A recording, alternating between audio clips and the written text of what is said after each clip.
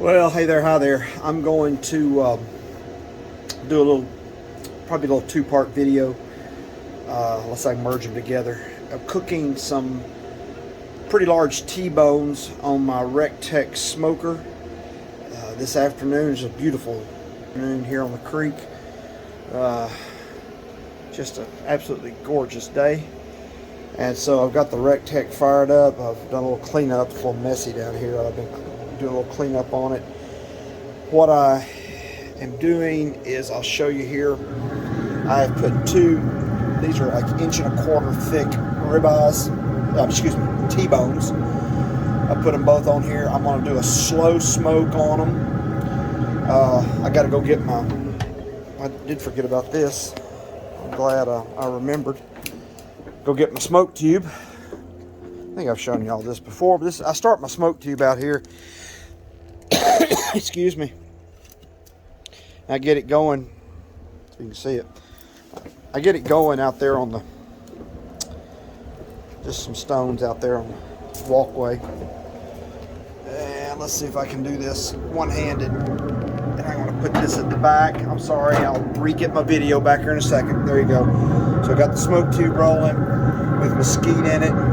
I've got my sear plates in here because what I'm going to do is I'm going to bring these up to about 110 degrees probably, and then I'm going to take them off. I'm going to crank the smoker up to probably on high, probably get 500-600 degrees.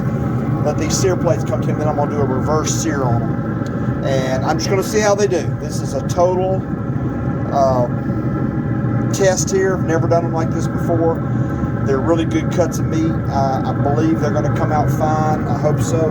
But we're going to let them be on here low and slow for a while. I've got the smoker set at 225 because I opened the lid. You can see the actual's 228. It'll get 275 in no time. I got my temp probes in. I got a little discrepancy in one of those steaks. A little warmer than the other. I have them sitting out on the counter. One of them showing 30 degrees. One of them showing 47. They're kind of holding right there. So one of those steaks is slightly colder than the other. But I'm going to guess that here, probably within 30, 45 minutes, hopefully that will balance out a little bit. Let those probes come out. You know, it's a possibility I could have one of the probes either not far enough in or a little bit closer to the surface. You know, you just never know. But we'll see what happens to them. I'll probably use the lower the temp probe, and I'll use my temp probe instant meat thermometer temp probe to stick in there and do a real good test on them just to be sure. But this will keep me an eye on them as they come up. And like I said, I'm going to bring them up, I think, to about 110. Take them off, and they crank this smoker up. It'll get hot pretty quick then. And then do a reverse sear on those sear plates. I've got 2 sear plates in here. I have 4 sear plates, but I won't need but 2 for these steaks. And I'm leaving them in the entire time, so they'll have good heat to them. And when I crank this up, they'll get hot pretty quick. But you can see the actuals coming up. You know, it'll be back 275 for long. So this is a low and slow, not super low, 275. I didn't want to do 225. And we'll see how these do, and I'll keep you posted. Thanks. Take care. Okay, I had these steaks on for, I don't know if it took an hour to bring them up to 110. I had it at 275. I had them temp probed, and so now what I'm going to do, I've turned the smoker up to full, which is 500. It'll probably start getting hotter than that, but that gave me enough to heat up my sear plates. So now what I'm going to do is take each one of these individually, and I'm going to first of all kind of sear those edges.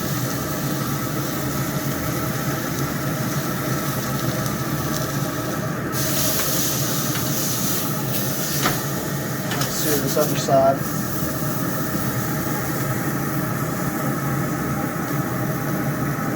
And I put that back there.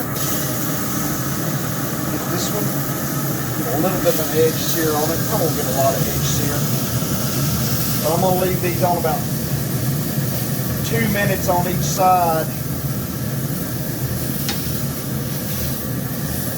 Those sear plates get pretty hot. They get hotter than the 500. So So I'm going to lay those on and close the lid. I'm going to leave it for 2 minutes.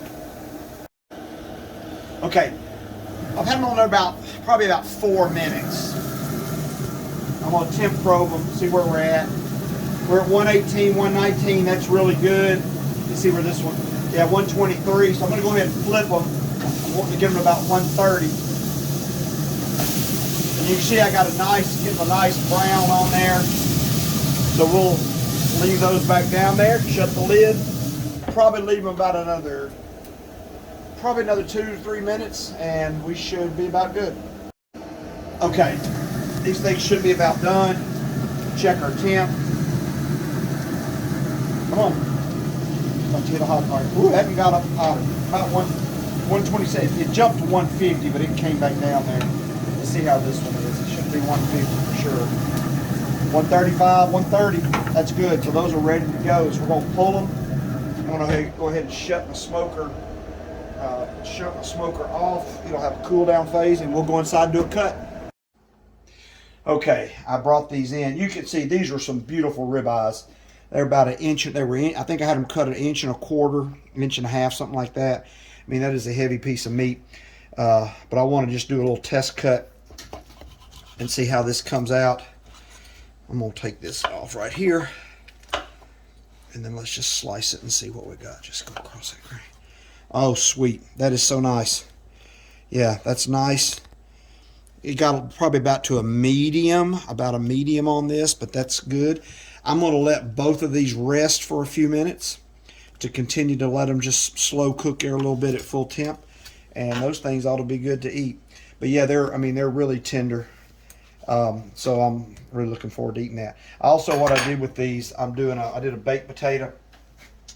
I do my baked potatoes in my crock pot, and I'll go ahead and open one of these up. I just did these are really hot.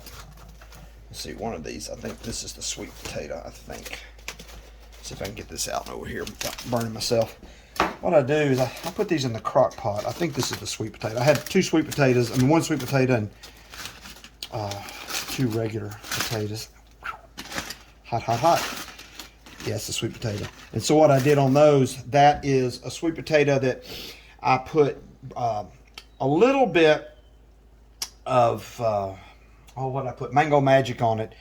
But then I put olive oil on it, wiped it down. I put 2-3 pats of butter and brown sugar all over it. So I'm going to open it up and see how this sweet potato came out. And yeah, boy, that's just great. It's just flaking apart. And that's a brown sugar and butter cooked sweet potato. So that came out. I just do these in my crock pot and do the regular potatoes. I'll show you one of the regular potatoes too. The regular potatoes, you can cook them in that crock. The crock pots only go to like 215. So you can just leave. I put these in probably around, I don't know, 12 o'clock. Maybe something like that. And right now it's about 5:30. So they've been in there for a few hours.